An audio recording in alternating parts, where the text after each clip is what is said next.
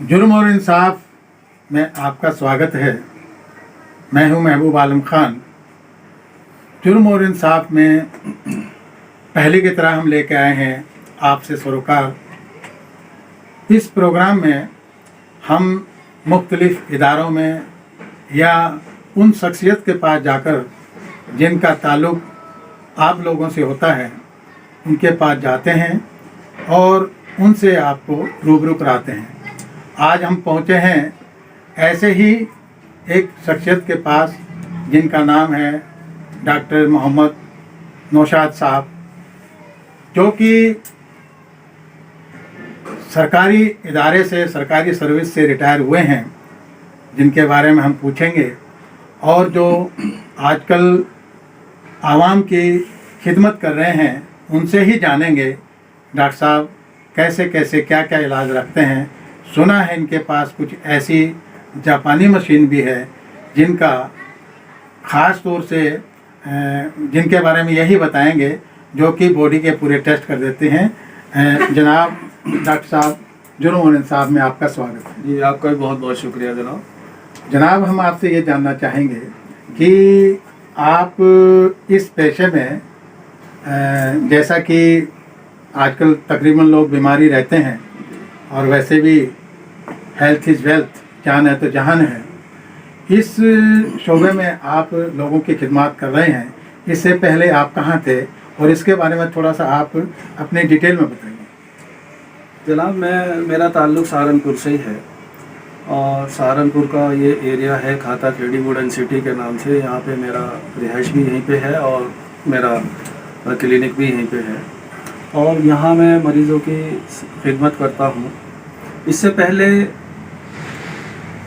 1985 में मैंने यहाँ से अपने कैरियर की शुरुआत की थी। सन 1985 में खाता खेड़ी एरिया से ही यहीं पे अपनी क्लिनिक की थी और इसी बीच में मेरी सरकारी सर्विस भी लग गई थी आयुष विभाग में।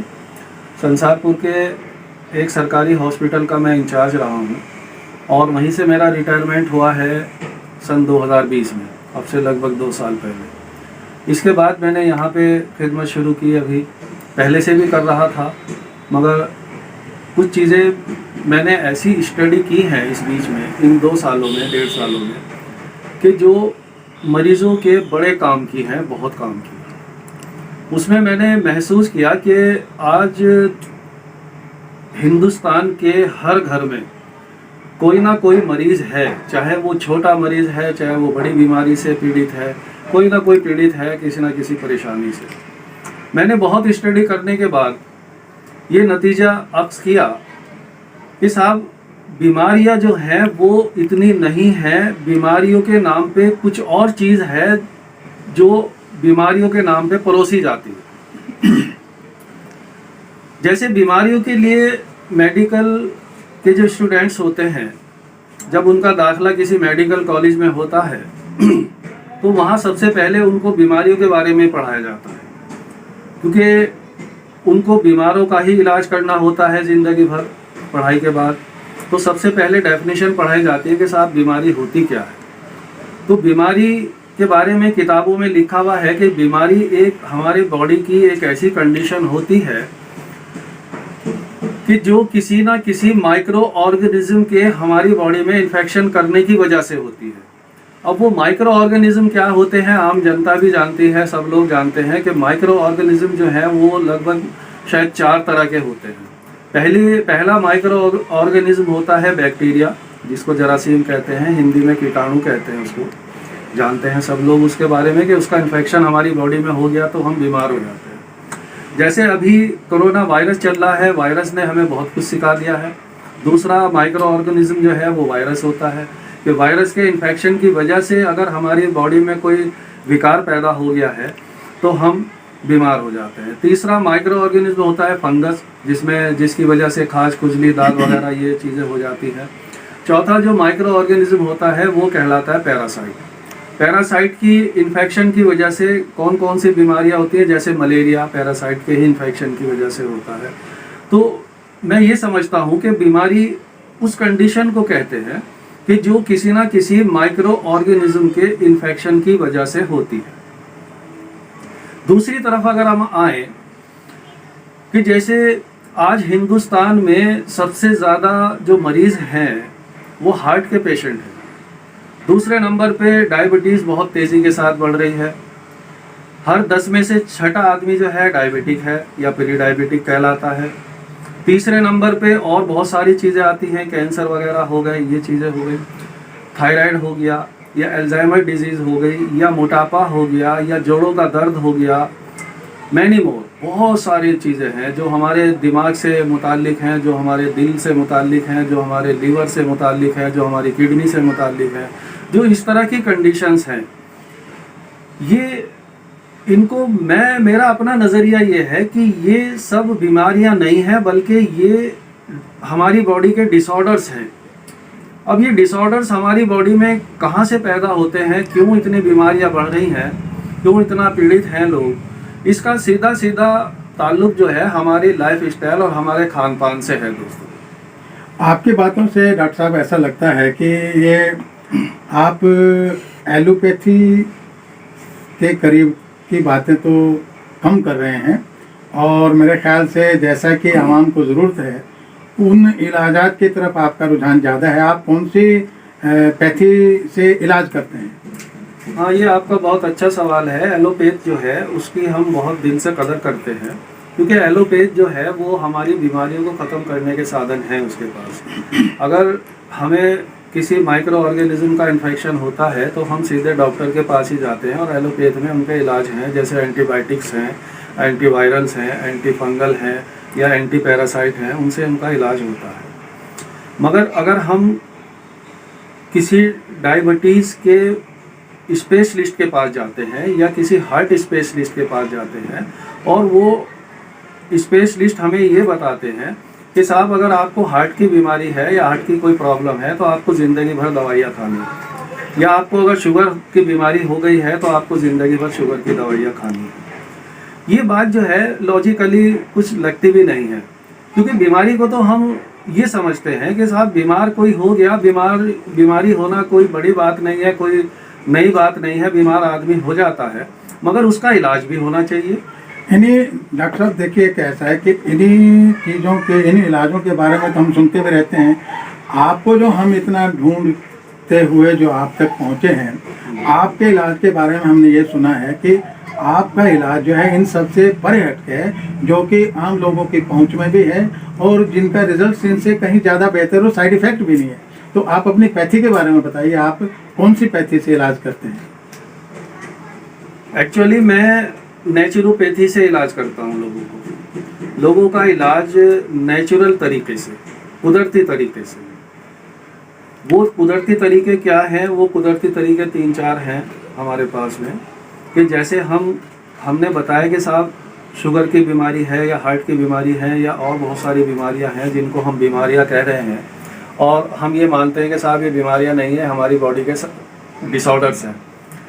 अब उन डिसऑर्डर्स को ऑर्डर में हम किस तरह से ला सकते हैं कि हमने अपना लाइफ स्टाइल चेंज किया, थोड़ा सा अपना खान पान को हमने बदला, कुछ नेचुरल तरीके अपनाए, कुछ एक्सरसाइज करी, कुछ एरोबिक एक्सरसाइज करी, कुछ प्राणायाम किए, कुछ योगा किया, तो हम बिल्कुल फिट हो जाते हैं।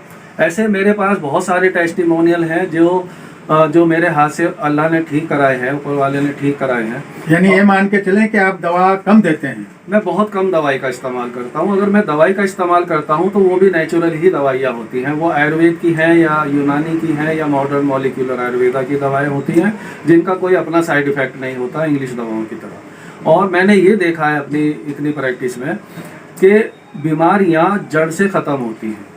ऐसा नहीं है कि कोई हार्ट का पेशेंट है तो उसको ज़िंदगी भर दवाइयाँ ही खानी पड़ेंगी तभी वो सही रहेगा। अगर वो स्टेंट डलवाने हैं तो वो स्टेंट डलवा के भी सही नहीं रह पाता। बहुत सारे मरीज़ आपने देखे हैं, लोगों से बातचीत होती है कि साहब स्टेंट डलवाए थे मगर स्टेंट डलवाने के बाद भी ज़िंदगी भर दवाइयाँ चलती रहती हैं। हमने तो ये भी सुना है डॉक्टर साहब कि कुछ ऐसी बीमारियों का इलाज भी आप करते हैं जहाँ पे लोग ना जाने कैसे कैसे हॉस्पिटल्स में धक्के खाने के बाद भी जो इलाज ना करा पाते हैं वो आपके पास आके ठीक हुए हैं।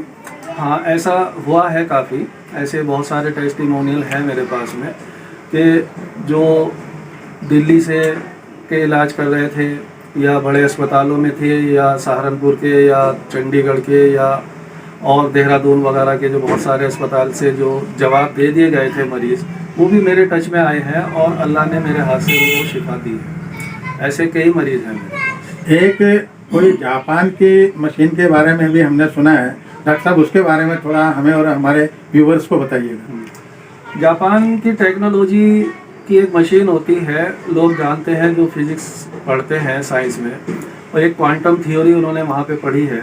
वो क्वांटम थ्योरी को आधार बना के जापान ने एक मशीन बनाई है जिसका नाम है क्वांटम रेजोनेंस मैग्नेटिक एनालाइज़र। उसका काम ये होता है कि वो बिना खून निकाले बॉडी की लगभग 53 रिपोर्ट्स हमें बता देती है पहले से पहले।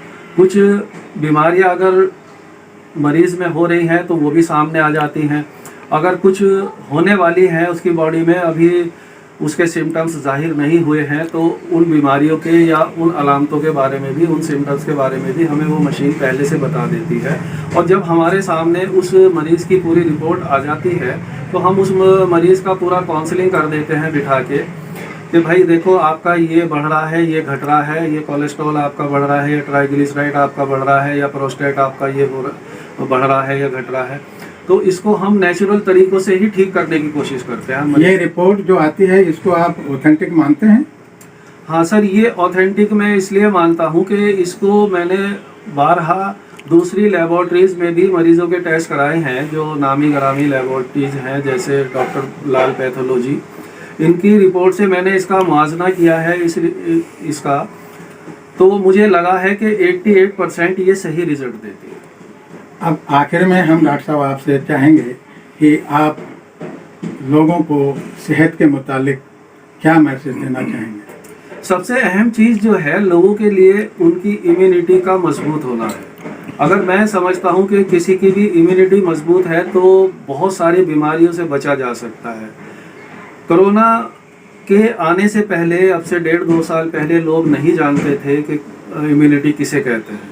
कोरोना ने आके हमें बहुत कुछ सिखा दिया, और इसी को अगर हम बरकरार रखें, इसी को हम आगे भी चलते रहें, तो इम्यूनिटी बढ़ाने के लिए मेरे पास 2-3 तरीके मैं लोगों को बताता हूँ कि साहब, एक तो एरोबिक एक्सरसाइज आप करें, जो आपके दोस्त हैं उनके साथ आप रहें, थोड़ा सा उनके साथ भी अपना हंसी मजाक का समय निकालें।